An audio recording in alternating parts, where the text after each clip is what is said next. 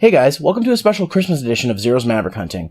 Everybody has their favorite Christmas movies. Hell, I've got a handful that I watch every year. But the one that I make sure I watch every single year is the Home Alone movies. Whether I catch it on cable, or I happen to watch it on video, or now on DVD that I own it, I find some way of watching these movies. And you know what? I think I like Home Alone 2 Lost in New York more than the first one. I mean, is anybody surprised? I'm in the minority on that one.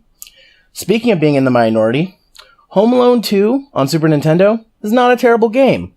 Let me tell you why.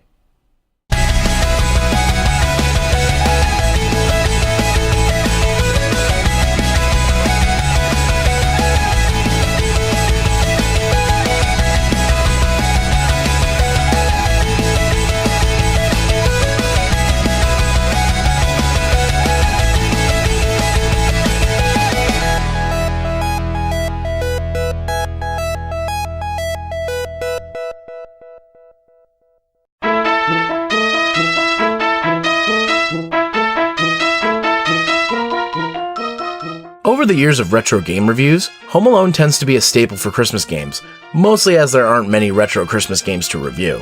Being movie license games, they're usually considered bad, except for the Sega Genesis versions. Those seem to be universally loved. Most of these games don't have many similarities except the Home Alone 2 games from Nintendo. Most reviews focus on the first movie's games, as each version is quite different, whereas once they get to Home Alone 2, they are more similar, at least on the surface. So naturally, only the NES version gets covered, and the SNES and Game Boy versions are labeled as just ports of the latter, with different graphics. That's only partially true. While all three versions are developed by engineering, the same guys that made the game show games such as Family Feud and Jeopardy for many consoles, each version clearly uses a different engine. For this review, we're going to just focus on the Super Nintendo version, because it's the version that I grew up with.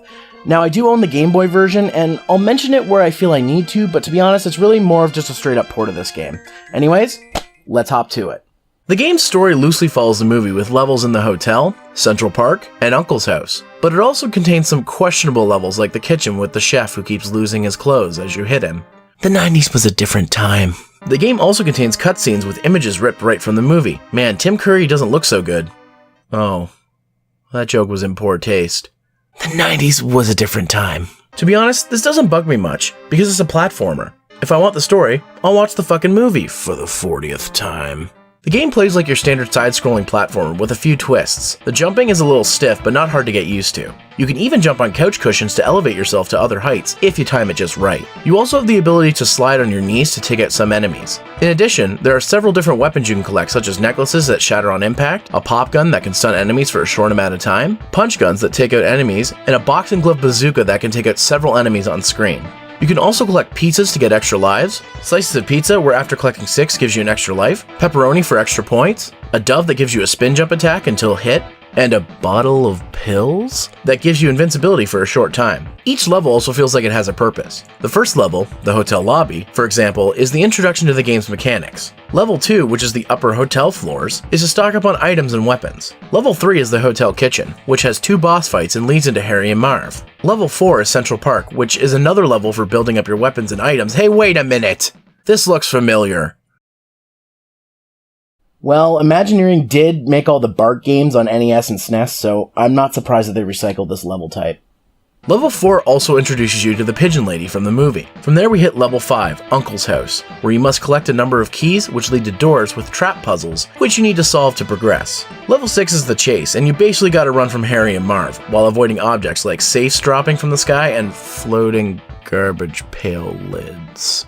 So original. Anyways, Level 7 is the final battle with Harry and Marv at the giant Christmas tree in New York City. While not a ton of levels, each one offers some variety in the gameplay department, for better or worse. The graphics are lacking. Many areas have a dull color palette without much thought into the coloring. Some graphics look washed out or overpixelated to the point of ugliness. I mean, just look at these enemies. Sliding suitcases, angry grandmas, sandbags, vacuum cleaners, Tim Curry, fat guys in overcoats who grab you, Tim Curry, maids, butchers who take their clothes off when you hit them, Tim Curry, the list goes on. It's easy to see at first glance why this game is looked at as being bad. It leaves a dull first impression. Hell, some parts of the game look like they belong on the NES, not the Super Nintendo. Even as a kid, the visuals didn't do anything for me. Sound is all over the place. Sound effects are mostly annoying, like getting hit or jumping. The music doesn't fare much better. Some tracks are okay, like the title theme, but others are annoying, especially the first level track.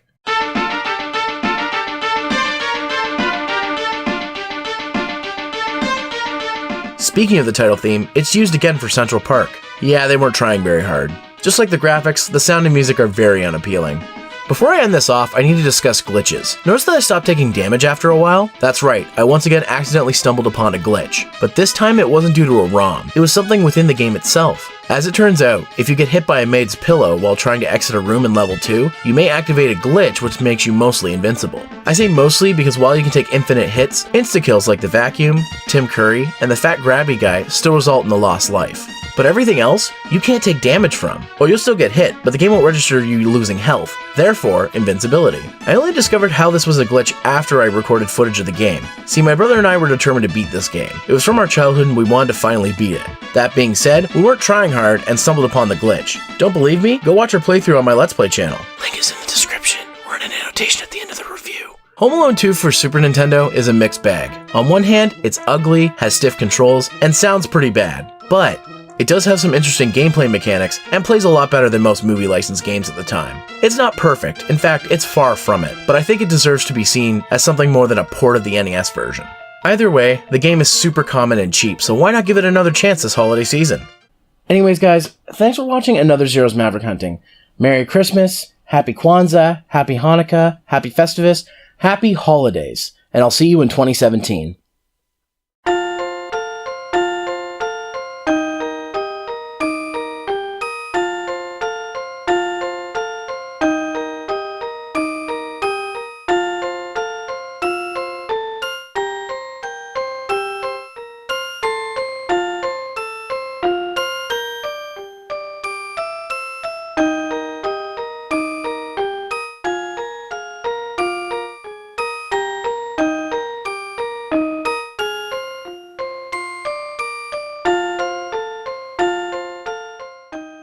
Hey guys, thanks again for watching my latest review. If you'd like to see my last review on Super Conflict for Veterans Day, click the annotation on the left. Or if you'd like to watch the playthrough of this game I did with my brother and good friend Corey, click the annotation on the right to watch that video on Power Plays. Don't forget to leave your thoughts in the comment section below, smash that motherfucking like button, and share and subscribe, and I'll see you next time.